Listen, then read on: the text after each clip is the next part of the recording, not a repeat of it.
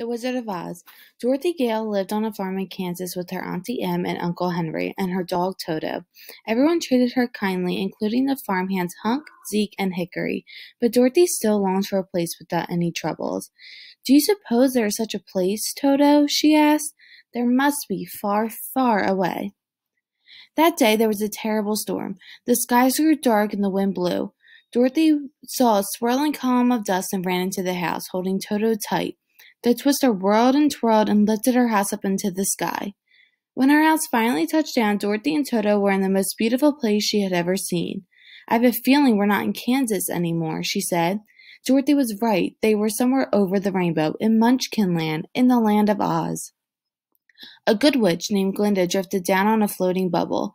She told Dorothy that her house had landed on the Wicked Witch of the East, leaving only her glittering ruby slippers. The Munchkins are happy because you have freed them from the witch, Glinda explained. Suddenly there was a tremendous boom and a cloud of red smoke filled the air. It was the Wicked Witch of the West. Who killed my sister? Was it you? She angrily asked Dorothy. Dorothy, trembling with fear, tried to explain. It was an accident. The witch raised her broom in anger, but then she remembered her sister's magical shoes.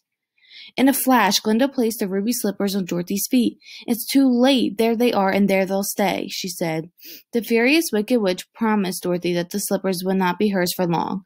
I'll get you, my pretty, and your little dog, too. After meeting the witch, Dorothy wanted to go home. Glinda suggested that she travel to the Emerald City to ask the great and powerful Wizard of Oz for help. Dorothy wondered how she would get there. All you have to do is follow the yellow brick road, Glinda said. The Munchkins led Dorothy to the very beginning of the road. Dorothy quickly ran into her first bit of trouble. The yellow brick road went off in 3 different directions. Now which way do we go? She asked Toto. As she stood wondering what to do, a Scarecrow spoke to her. That way is a very nice way. It's pleasant down that way, too. Of course, people do go both ways. The Scarecrow couldn't decide which way Dorothy should go because he didn't have a brain. He desperately wanted one, though. When Dorothy told him about the Wizard of Oz, he had an idea. Do you think if I went with you, this wizard would give me some brains? Dorothy thought it was worth a try. Soon, Dorothy and Scarecrow came upon a rusted Tinman. Dorothy used his oil can to get him moving again. You're perfect now, she declared. The Tinman didn't think he was perfect at all. Bang on my chest, it's empty. The tinsmith forgot to give me a heart. Come with us, Dorothy declared. You can ask the Wizard of Oz for one. Before the friends could start off on the road again, a cackling laugh filled the forest. The Wicked Witch had landed on the roof of the Tinman's house. Forgotten about me, eh? She cried. She told Scarecrow and Tinman to stay away from Dorothy. The friends were not afraid. After a while, the 3 companions entered a dark forest. They imagined the terrifying creatures that might be lurking in it. Lions and tigers and bears. Oh my, the friends chanted together. All at once, a ferocious lion jumped out in front of them. Put 'em up, put 'em up. Which one of you first? I'll fight you all, he growled. Toto barked at the bullying stranger. I'll get you, Pee-wee, the lion said. Dorothy gathered Toto into her arms and slapped the lion away. The lion burst into tears. Why, you're nothing but a great big coward, Dorothy cried. The lion admitted he was scared of everything, including himself. Dorothy and the others invited the cowardly lion to join them on their journey. Maybe the wizard could help him, too. Not far away, the Wicked Witch watched Dorothy and her friends in her crystal ball. So you won't take my warning? I'll take care of you. When I get those ruby slippers, my power will be the greatest in Oz, she cackled.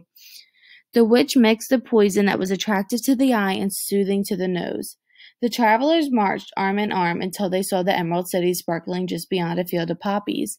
As they ran toward it, Dorothy, Toto, and the cowardly lion were suddenly overcome by sleep. Help! Cried the Scarecrow. Help! Cried the Tin Man. Far away, Glinda heard her cries. She waved her wand and sent snow flurries to wake the friends. Let's go. The Emerald City is closer and prettier than ever, Dorothy cried.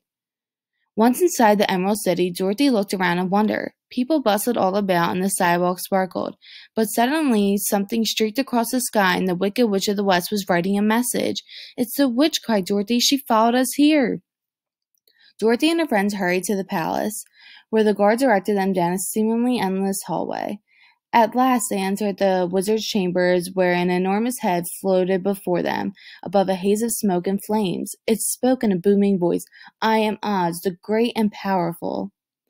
Dorothy trembled and stepped forward. I am Dorothy, the small and meek. We've come to ask you silence, the voice thundered. The wizards seemed angry with the visitors, so they were surprised